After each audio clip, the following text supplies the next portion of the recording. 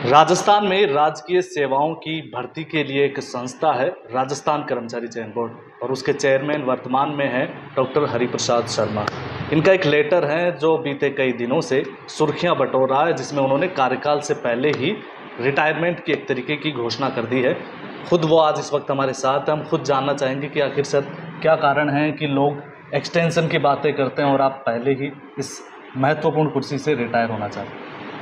उसका एक ही कारण है कि जो राज्य हित में और परीक्षाओं में जो अभ्यर्थी शामिल हो रहे हैं उनके हितों को देखते हुए कि यदि मैं अपना कार्यकाल पूरा करता हूं तो 3 परीक्षाएं संपन्न हो पाती है, और यदि इस समय पे एक नया व्यक्ति इस उत्तरदायित्व को संभालता है तो 8 परीक्षाएं संपन्न हो जाएगी। इसी को मद्देनज़र रखते हुए मैंने ये तो परीक्षाओं की बात है। एक चर्चा ये भी चल रही है कि आप अर्ली रिटायरमेंट इसलिए ले रहे हैं ताकि चुनावी मैदान में थोड़े बेहतर तरीके से परफॉर्म कर सकें।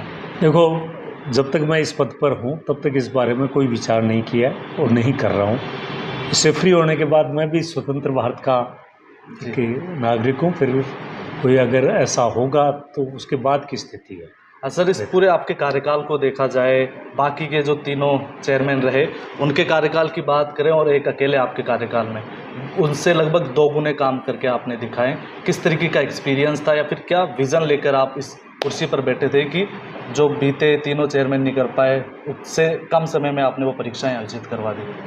देखो, इसका सबसे बड़ा श्रेय तो हमारे जो कर्मचारी चयन बोर्ड के कर्मचारियों के मध्य मेरे तो यह है कि एज ए मुखिया के नाते टीम वर्क स्थापित करना, और वो हम पूरी तरह से कर पाए। और आज हमें संतुष्टि है कि जिस वॉल्यूम में हमने पिछले समय की तुलना में 8 गुना रफ्तार से ज़्यादा काम किया जैसे होता है, और पूर्ण निष्पक्षता और एक तरह से पारदर्शिता के साथ हम कर पाए।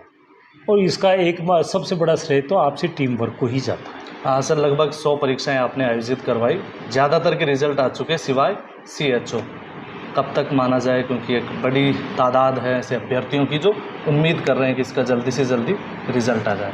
इस मामले में भी प्रक्रिया पे जब निर्णय होगा तो निश्चित रूप से उम्मीद करते हैं कि जल्दी कुछ होगा। बाकी ये बात सही है कि हमने जो 100 भर्तियों का रिजल्ट भी निकाला और 22 पुरानी भर्तियाँ थी उनका भी हमने रिजल्ट को कंप्लीट किया जी। तो एक तरीके से हमने 122 भर्तियों के रिजल्ट की प्रोसेस को लगभग प्रक्रिया पूर्ण करती है। सर, जो भर्ती संस्थाएं होती हैं उनके ऊपर आज भी और पहले भी कई तरीके के आरोप लगते आए हैं, लीक को लेकर, पेपर लीक को लेकर। आपके ऊपर भी कई बार ऐसे सवाल खड़े किए गए, चाहे वो CHO भर्ती हो या फिर कई अन्य भर्तियों को, उसको किस तरह से डील किया जाए। और जो वर्तमान में जो चुनौतियां हैं, पेपर की जो भर्ती की लीक से रिलेटेड जो समस्याएं हैं, उनको रोकने के क्या उपाय हो सकते हैं, जो आपका अनुभव कहता हो? देखो, इस संबंध में राज्य सरकार ने बहुत ही कड़े कानून बनाए इस संबंध में, तो उनका निश्चित रूप से फर्क पड़ेगा। एक दूसरा ये होता है कि भर्ती एजेंसी की सजगता और सतर्कता भी बहुत महत्वपूर्ण होती है। 2 तीसरी चीज़ होती है कि अगर कई बार कोई किसी सेंटर से कहीं छोटी मोटी गड़बड़ हो जाती है, उसको आजकल हाईलाइट बहुत किया जाता है, क्योंकि पेपर लीक एक बड़ा संवेदनशील मुद्दा हो चुका है। तो उसका निश्चित रूप से मैं कहना चाहूँगा, चूँकि इन ऐसी परीक्षाओं में सेलेक्ट होने वालों का जो प्रतिशत होता है वो 1 या 2% होता है, असफल होने वाले 98% होते हैं। वो उसको फिर बहुत हवा देते हैं जो असफल कैंडिडेट होते हैं। तो निश्चित रूप से इस प्रकार की गड़बड़ होनी नहीं चाहिए, ये सुनिश्चित करना भर्ती एजेंसी का भी काम है और संबंधित पुलिस और प्रशासनिक एजेंसी का भी योगदान रहता है इसमें।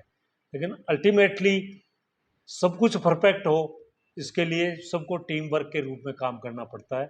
और मेरा ये मानना है कि हालांकि कई बार सब कुछ सही होते हुए भी माइनर मिस्टेक्स हो सकती है, और माइनर मिस्टेक्स को बड़ा मुद्दा बनाया जाए तो जिसका जितना हो उसके अनुरूप ही उसको महत्व दिया जाना चाहिए। लेकिन प्राइमरी पहली जो जिम्मेदारी है वो भर्ती एजेंसियों की है।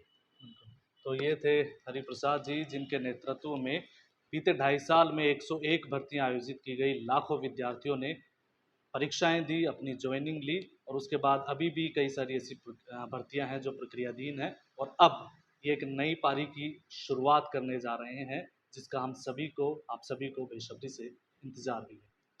धन्यवाद।